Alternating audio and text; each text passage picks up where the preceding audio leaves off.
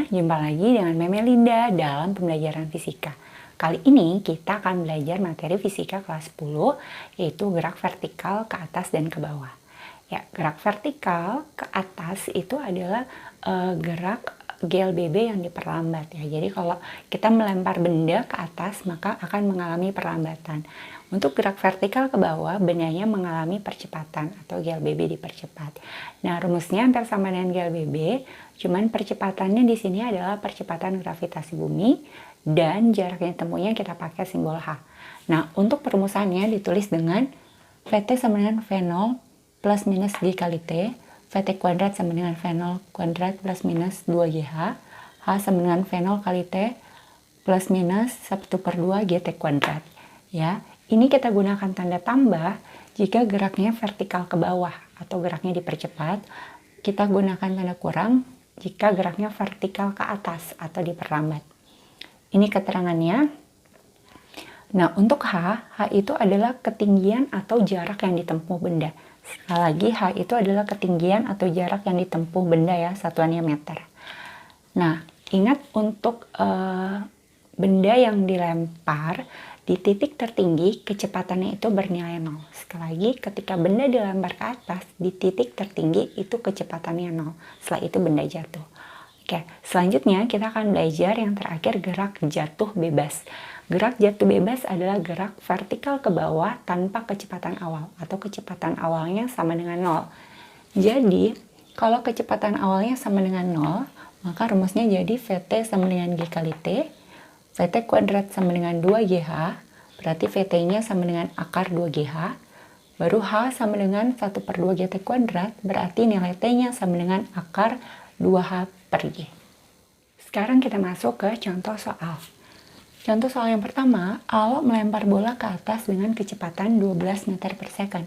Pertanyaan yang A, berapa waktu yang dicapai bola untuk mencapai ketinggian maksimum? Berarti berapa waktu yang diperlukan untuk mencapai titik tertinggi? Pertanyaan yang B, berapa ketinggian yang dicapai bola?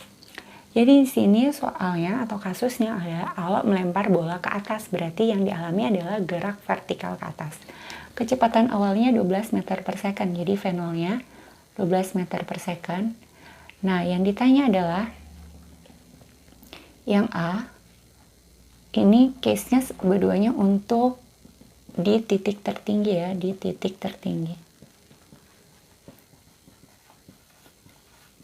Yang A yang ditanya adalah berapa waktunya, yang B adalah berapa ketinggiannya. Nah, tadi memang sudah dijelaskan, ingat di titik tertinggi ketika benda dilempar ke atas, di titik tertinggi kecepatan awalnya itu bernilai 0. Sekali lagi, di titik tertinggi di titik tertinggi kecepatannya itu bernilai 0. Sekali lagi, di titik tertinggi kecepatan akhirnya atau kecepatannya bernilai 0. Maka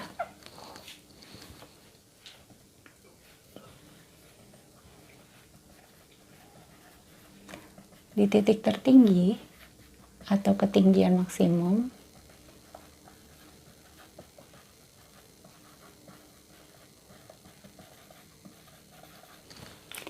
kecepatannya itu bernilai 0 ya, maka di sini menulis kecepatannya VT-nya sama dengan 0. Nah, kita gunakan saja nilai G-nya sama dengan 10 meter per second kuadrat ya. Kita masuk dulu pertanyaan yang A. Kita gunakan rumus yang VT sama dengan V0 kurang G kali T ya.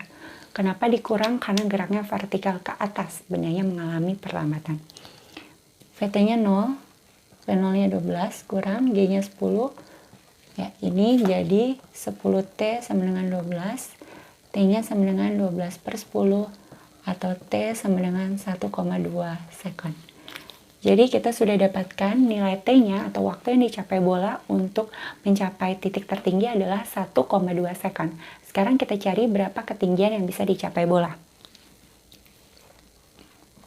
Yang B yang ditanya adalah hanya berapa ketinggian yang dicapai bola. Karena T-nya sudah diketahui dari pertanyaan A, maka kita bisa gunakan rumus yang H sama dengan V0 kali T kurang 1/2 GT kuadrat. Sekali lagi dikurang karena geraknya vertikal ke atas, diperlambat ya. Berarti ini jadi H sama dengan 12 kali 1,2 kurang 1/2 kali 10 kali 1,2 kuadrat. Maka H sama dengan 14,4 kurang 1/2 kali 10, 5, 1,2 kuadrat itu 1,44. Maka ini jadi 14,4 kurang 7,2. Maka ketinggiannya adalah 7,2 meter. Jadi kita sudah dapatkan ketinggian yang dicapai bola adalah 7,2 meter. Sekarang kita masuk ke contoh soal nomor 2. Bola bermassa 0,1 kg dilepas dari ketinggian 5 meter. Jika G sama dengan 10 meter per second kuadrat, maka kecepatan pada saat bola mencapai ketinggian 1 meter di atas tanah adalah. Nah, ini case-nya adalah bola dilempar atau dilepas dari ketinggian 5 meter, berarti ini adalah gerak vertikal ke bawah. Nah, di sini tidak diketahui kecepatan awalnya berapa, berarti ini kecepatan awalnya V0-nya sama dengan 0. Kalau V0-nya sama dengan 0 berarti dia GJB. GJB itu adalah gerak jatuh bebas, ya. Nah, dia dijatuhkan dari ketinggian 5 meter. Yang ditanya adalah kecepatan bolanya pada saat berada pada ketinggian 1 meter di atas tanah adalah. Jadi ini yang ditanya adalah ketika bolanya ada di sini, VT-nya itu berapa? Nah, ini pertama ketinggiannya 5 meter, setelah itu ditanya kecepatan pada saat ketinggian 1 meter di atas tanah. Nah, H itu adalah ketinggian atau jarak yang ditempuh benda. Jadi H itu adalah posisi bola dari sini, dari ketinggian 5 meter sampai ketinggian 1 meter di atas tanah. Ini itu H-nya. Ya, ini H-nya. Maka H-nya di sini adalah 5 meter kurang 1 meter ya. Maka H-nya jadi 4 meter. Jadi kita gunakan hanya 4 meter. Sekali lagi H itu adalah jarak yang ditempuh oleh bola. Jadi dari posisi 5 meter sampai 1 meter di atas sana. Berarti hanya adalah 5 kurang 1 yaitu 4 meter. Nah, setelah itu kita cari VT-nya berapa. Jadi hanya 4 meter. G-nya 10 meter per second kuadrat ya. V0-nya 0. Kita bisa gunakan pakai rumus yang VT kuadrat sama dengan V0 kuadrat tambah 2GH.